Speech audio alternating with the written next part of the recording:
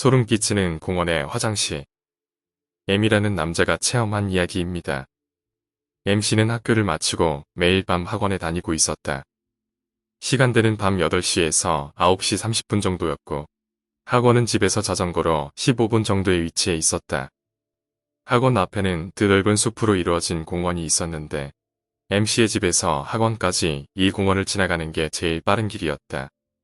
그날 학원을 마치고 집으로 가는 길이었다. 자전거를 타고 공원을 지나가고 있었는데 갑자기 작은 벌레가 M씨의 오른쪽 눈에 들어가 버렸다. 순간적인 상황에 벌레를 쫓으려고 하다가 핸들을 잡고 있던 손을 놓쳐버려서 책로에 있던 벤치와 충돌하고 말았다. 당연히 자전거에게서 떨어진 MC. 떨어지면서 다리를 다친 것 같아서 어쩔 수 없이 자전거를 끌고 가기로 했다. 몇 분 후 공중 화장실이 보이기 시작했고 MC는 공중 화장실을 향해 걸어갔다. 공중 화장실 앞에는 수도꼭지가 있었고 MC는 물이 필요했다. 떨어질 때는 어두워서 잘 보이지 않았지만 등불 아래에서 다리를 보면 생각했던 것보다 출혈이 심하고 피부가 벗겨져 안쪽에 속살이 보이고 있었다. MC는 수도꼭지에서 물을 틀어 상처가 난 부위에 물을 뿌려서 피와 먼지를 씻어냈다. 다시 자전거를 타고 돌아가려는데 갑자기 배가 아파서 공중 화장실 안으로 들어갔다.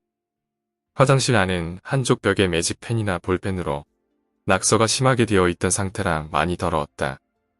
다행히 비데로 된 서양식이었던 것이 유일한 희망이었다. 몇 분 후 볼일을 마친 MC가 화장지를 잡으려고 손을 내밀었을 때였다. 휴지가 없다. 휴지심만 남아있을 뿐 예비용 물티슈도 가방에 있었는데 그 가방도 자전거 바구니 안에 있었다. 저기요 라고 사람이 있는지 불러본다. 하지만 아무도 오지 않는다. 어쩔 수 없이 비데의 버튼을 눌렀다. 비위생적적으로 보였기 때문에 쓰기 싫었지만 어쩔 수 없이 사용하기로 했다. 물이 나올 기미가 없었다. 비데의 노즐이 있는 부분을 들여다봤다. 달갛고 걸쭉한 것이 소음과 함께 노즐에서 뻐끔뻐끔 쏟아져 나오고 있었다. 그리고 새빨갛게 변기를 물들여갔다. MC는 재빨리 비데 버튼을 누르자 소음이 사라지고 주변은 정적에 휩싸였다. 우선 이 새빨간 이물질을 빨리 내려보내고 싶었다. MC는 물 내리는 버튼을 눌렀다. 흘러가지 않았다. 변기가 막혀 있는지 천천히 물이 올라왔다. 색도 일반적인 물색이 아니라 빨간색이었다. 결국 변기와 수면까지 거리가 2cm 정도 되는 지점에서 멈췄다. MC는 잠시 생각하다가 사람을 불러서 도움을 받기로 했다. 잠시 후 MC가 부르는 소리를 들었는지 사람의 발소리가 들려왔다. 소리는 MC가 있는 화장실 안까지 오자 딱 하고 그쳤다. 저기요, 휴지가 없어요. 괜찮다면 다른 곳에서 가져다 주실래요? 아무리 말을 해도 대답이 없었다. 점점 무서워진 MC는 혹시 위에서 쳐다보는 것은 아닐까 싶어서 머리 위를 올려다 보았다. 어라? 뒤통수가 보였다. 물을 등지고 서 있는 것 같지만 전혀 미동도 하지 않았다. 키가 정말 크다는 것밖에는 알 수 없었다. 그리고 몇 번이나 말했지만 계속해서 MC의 말을 무시했다. MC는 문을 열려고 했지만 문이 전혀 열리질 않았다. 문 앞에 서 있는 누군가가 계속해서 일정 간격으로 똑똑하고 문을 두드리기 시작했다. 안에 사람 있다고, 적당히 좀 하라고. MC가 화를 내며 소리를 지르지만 노크는 그칠 줄 모른다. 밖이 신경 쓰인 MC는 문 틈새로 들여다봤다. 밖에는 온 몸이 흠뻑 젖어 있는 반팔에 반바지만 입고 있는 소년이 문 앞을 돌아다니고 있었다.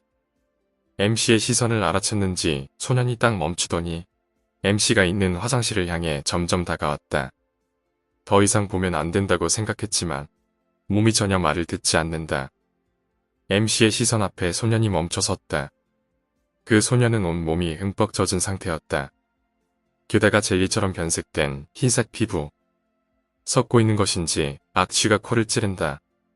소년이 자신의 오른팔을 우두둑 긁어대기 시작했다.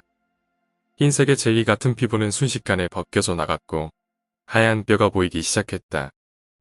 온몸이 가려운 듯 신체 곳곳을 긁기 시작했다. 마지막으로 머리를 긁기 시작하자 머리카락과 함께 두피가 떨어져 나갔다.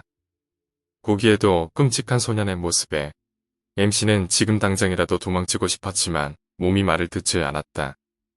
소년은 MC가 있는 화장실 안으로 더 가까이 다가오기 시작했다.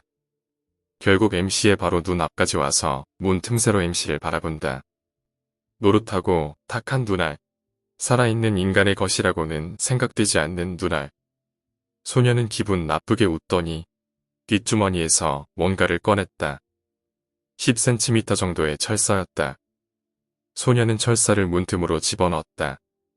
그리고 틈새로 들여다보는 MC의 눈알에 철사를 있는 힘껏 밀어넣었다. 철사 끝이 MC의 눈알을 뚫었다.